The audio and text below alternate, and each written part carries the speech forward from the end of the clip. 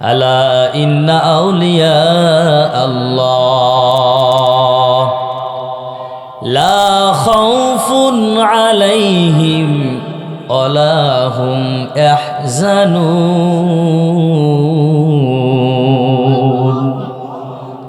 জোরে বলেন আল্লাহু আকবার। আল্লাহ আপনাদেরকে জানিয়ে দিয়েছেন দুনিয়ায় এক শ্রেণী তার বন্ধুরা আছে, তাদের কোনো ভয়ও নাই, টেনশনও নাই, দুনিয়াতেও নাই, পরকালেও নাই। চিল্লায় বলেন সুবহানাল্লাহ। কাদের কথা বলেছেন? আলেমদের কথা বলেছেন। কাদের কথা বলেছেন? আল্লাহ ওয়ালা হক্কানি রব্বানি আলেমদের কথা বলেছেন।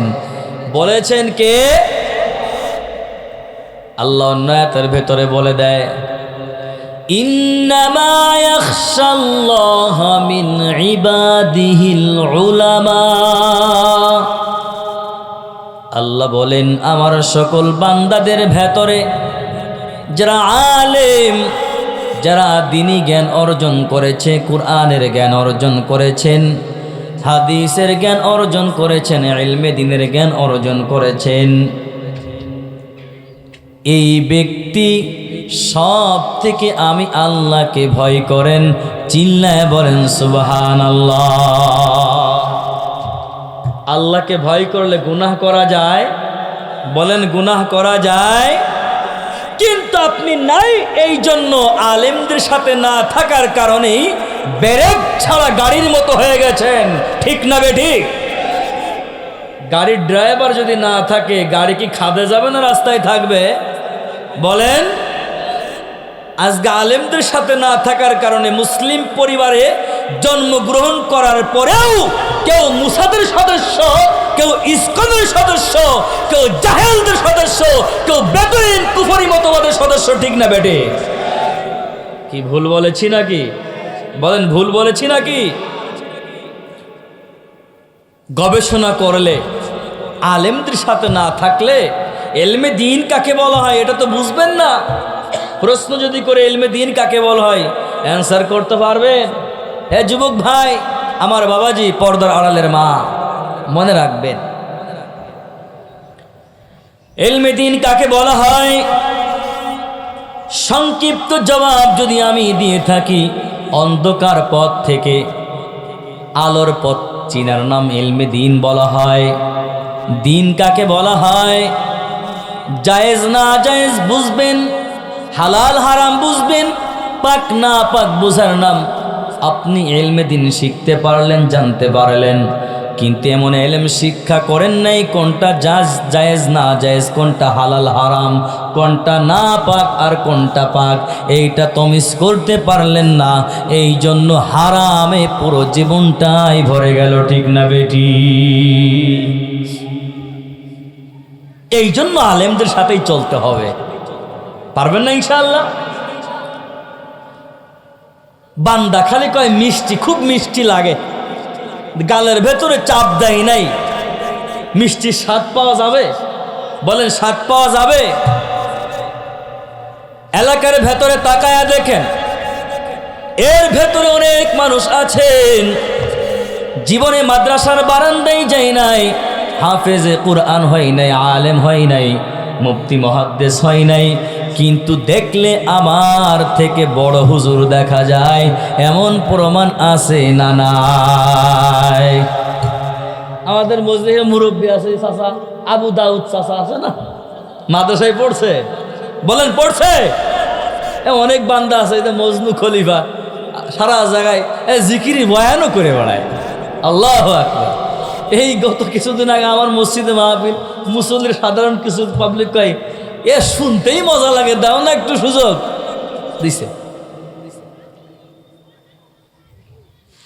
আল্লাহর বান্দা আলেমের পেছনে যান নাই, এই জন্য এর মূল্যায়নটা বুঝেন নাই। কেন ইলমে দ্বীনের গুরুত্ব আপনার কাছে নাই? যদি বুঝতেন জানতেন, মিষ্টি যেরকম গালের ভেতরে চাপ দিলে স্বাদ লাগে, শুনলে মিষ্টি শুনবেন কিন্তু স্বাদ পাইবেন না। আপনি জিকির করলেন না, কোরআন তিলাওয়াত করলেন না, নবীর ওয়ারিস উলামায়ে কিরামের সান্নিধ্যে গেলেন না, সুতরাং ইলমে দ্বীনের গুরুত্ব আপনার ভেতরে আসবে না, ঠিক কিনা? বান্দার ভেতরে গুরুত্ব আসার জন্য আমার আল্লাহ যুগে যুগে নবী রাসূল প্রেরণ করেছেন।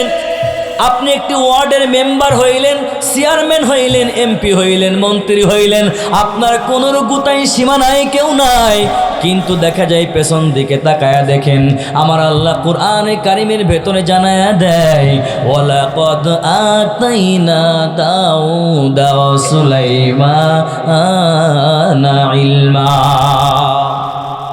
শ্রীপুর উপজেলার মতো একটা সদস্য নয়, বিরাট পৃথিবীর ভিতরে সারা পৃথিবীর বাদশাহী দান করেছিলেন।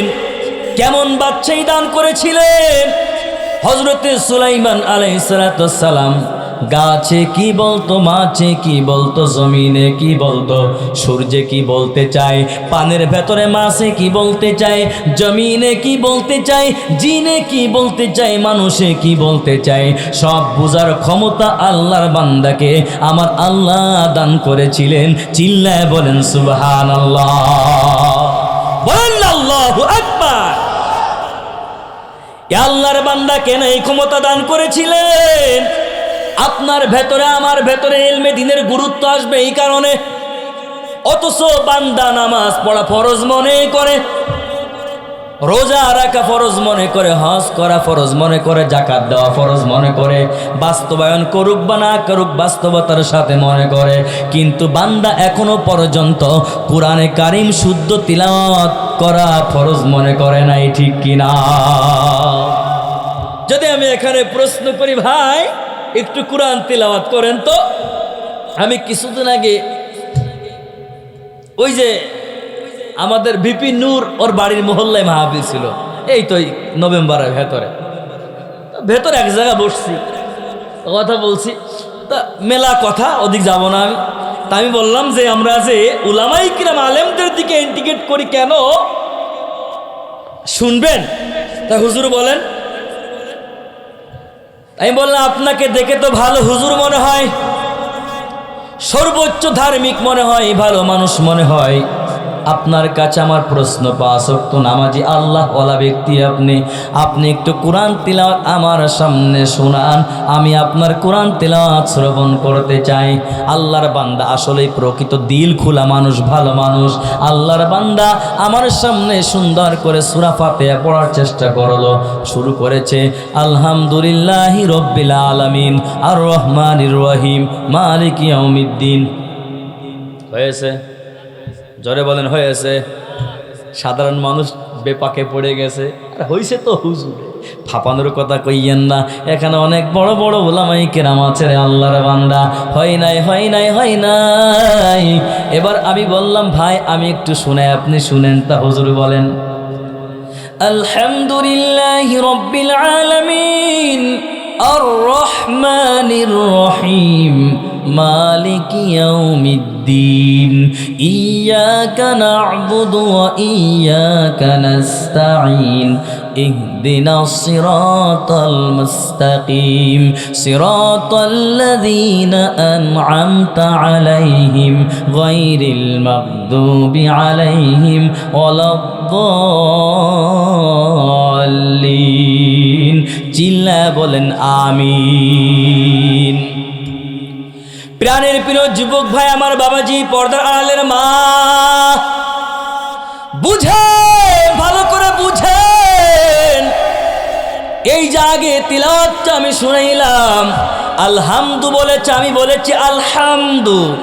এখানে ডিস্টেন্স কতটুকু, পার্থক্য কতটুকু? হায় হাওয়াজ বড় হা ব্যবহার করেছে আমার ভাই, আমি ছোট হা ব্যবহার করেছি। সামান্য হা আর হা এতটুকুর জন্য কেমন পার্থক্য? উনি যে তেলাওয়াতটা করেছে এর অর্থ হয় আমার আল্লাহ ছিঁড়া কাপড়, টুকরা টুকরা কাঁথা আর বালিশ। চিল্লায় বলেন নাউজুবিল্লাহ। আমি পড়েছি, আমি আল্লাহর জন্য প্রশংসা করেছি। চিল্লায় বলেন আল্লাহু আকবার। ওলামায়ে কেরামের সাথে থাকা দরকার আছে না নাই? খোঁজ নেন, প্রত্যেকটা বান্দা কোরআন তিলাওয়াত করবে, মুসলমান ঘরে জন্মগ্রহণ করেছে, মুসলিম দাবি করে, ইমানদার দাবি করে, কিন্তু কোরআনটা শুদ্ধ করতে পারে না, নামাজ দাঁড়ানো শিখতে পারে নাই, নামাজের মাসআলাটাও শিখতে পারে নাই। আপনি 40 বছর হাক না কেন, 40,000 বছর যদি ইবাদত বন্দেগী আপনি করে যান, আপনার নামাজ, আপনার রোজা, আপনার হজ, আপনার যাকাত আমার আল্লাহর দরবারে কবুল হওয়া সম্ভব নাই, ঠিক কিনা?